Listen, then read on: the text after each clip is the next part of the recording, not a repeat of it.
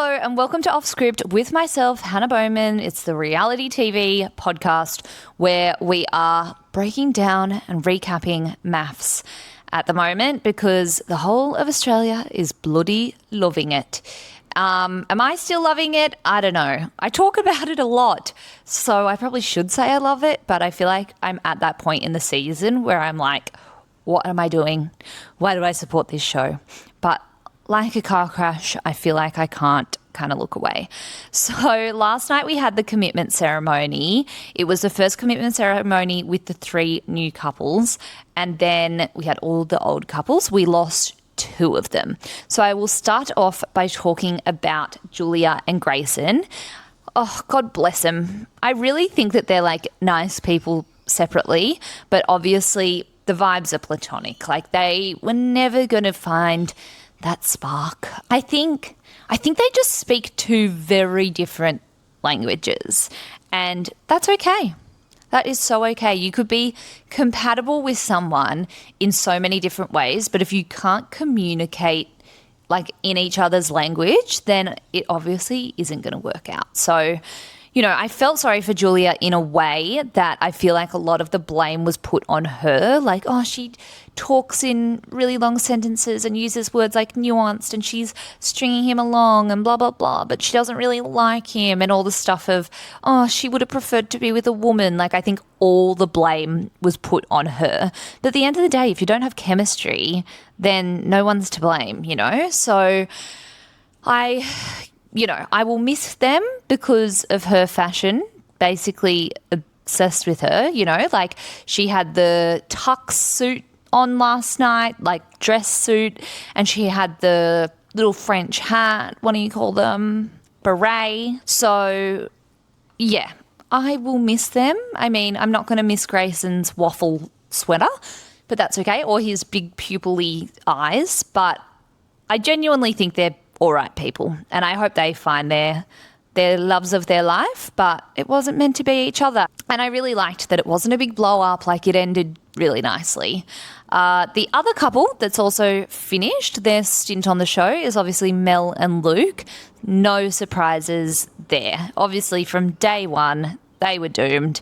I just think we were flogging a dead horse at this point. So I am really glad that they have finally decided to actually call it quits because, yeah, it was never going to work. I think Luke, keep an eye on him. I think he's had such a good response from the public, and I wouldn't be surprised if we saw him do more telly. Like, if he ends up with management, I could see him on I'm a Celeb or, you know, that type of thing. I think he has a really similar energy to, is it Luke Bateman, the TikTok book guy, in that kind of like soft country guy energy. And, you know, Australia's loved him. If he wants to have a career in the spotlight, I think it will be possible for him. Mel, on the other hand, I feel like didn't get a great rap. So, yeah, we'll see. I mean, she obviously was so cold to him at times and didn't give him a chance. And her doing that early on is ultimately what really cemented the fact that it was never going to work. And again, just like Grayson and Julia, like it doesn't have to work, but you got to give it a red hot crack if you're going on Married at First Sight. Like, come on. So, you know, God bless, Godspeed. Luke, I'm happy to come out and visit you on the farm. I grew up on a farm. I get it. I love country air. Let me know and I'll come see you. Okay, on to the rest of the couples. So we have our usual ones coasting along. Filip and Stella, they are bloody in love. Like, I have no doubt that they're together forever. I saw a news article this morning. What was it? Women's Day? No, New Idea, saying that they are engaged, or rumours are they're engaged, like in real life. So, yeah, I wouldn't be surprised. I think they're a really great match, and I think that of any of the couples of this season, they probably have the strongest likelihood of staying together. Alissa and David are also just kind of skating through. I think their biggest problem at the moment is just everyone else. So it's interesting to see when they're not just trying to put on that united front to everyone and they actually can have a relationship separate to all of that, how they'll go. But at the moment, they're working as such a strong team to just like push everyone else away, which I think is actually helping them in a way. And then we have the couples that are just a bit of a mess. So we obviously have Beck and Danny dealing with the fallout from the dinner party. Wowee, that was a lot. And Scott and Gia, who were front and centre in that as well. Well, Gia, I guess. The way that they presented it, the commitment ceremony, very different. Like Scott and Gia, matching tattoos, quite lovey-dovey, sitting next to each other.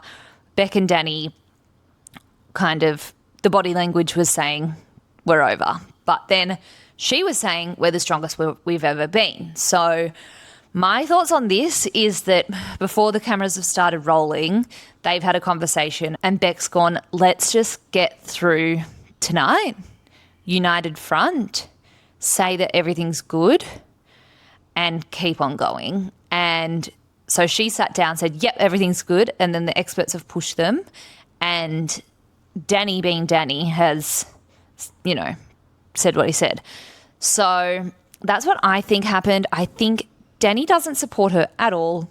I think he's a really good actor. I think he's playing up to the cameras. I've said this a million times. Like, I feel sorry for Beck in a lot of ways. And she has been accountable for everything that has gone down.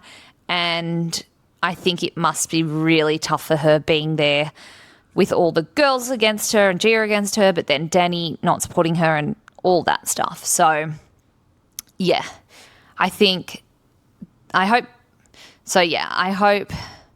they have a nice, good rest and wake up feeling better.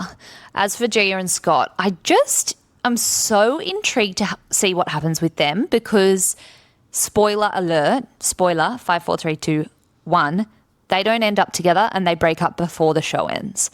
So I want to know, does it happen in the final vows or does it happen couples retreat or the friends and family week? Like, where does this all unravel for them? Because they obviously had the blip with the icebergs night, but now they're looking really quite united. So I'm trying to figure out where it all, quote unquote, goes wrong.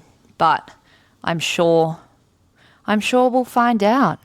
So there was also the 3 newbies that weren't allowed to write stay or leave. So we have Chris and Sam, who they're doing so well at the moment, but just wait for the baby bomb to hit and it'll be all different. Then we have Filip and Juliet. Not Filip. I always call him Filip. Joel and Juliet, who I walked past Joel on the weekend. Joel, if you were in the Potts Point King's Cross area on Sunday, I feel like I saw you. And I was trying not to stare, but I saw the beard from bloody 100 metres away. I don't know what to think of them because I think she has the ick, understandably. So, yeah, he's a really kooky cookie, isn't he? And then obviously Tyson and Stephanie. I mean, it is always nice to see the experts grill someone that needs grilling. But at the same time, why are we casting people that need to be taught these things? Like Tyson, you can't use the word submissive and then say, oh, no, that's not how I define it. Sorry, this is the English language. Words have meanings. You can't just be like, I want a submissive wife. And then when you're told what that means, say, no, that's not what I meant. Like, are you all there, mate? I feel like he is honestly just one of the most heinous people I've ever seen on television. And Stephanie, I don't know how you're coping. And the fact that they didn't give them an option to leave, I felt really sorry for her. But she's pushing on, and I think she's a really, level-minded, cool chick. So I hope she makes it through. I cannot see them ending up together in the slightest. That would have to be the biggest plot twist in history. So, yeah, I think now we're going into Friends and Family Week, which last year I just remember was crazy with that TikToker girl. What was her name?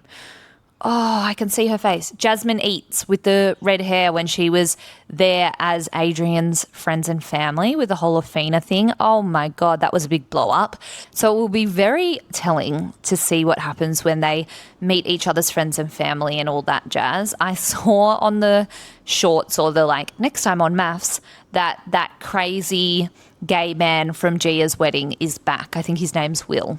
And I really didn't like him in the wedding episode, but he might make for some good TV, so I'll give him a chance. So yeah, that's what's happening on MAFS. That's my thoughts and feelings at this stage. And as always, we've just got to keep watching to find out what happens next.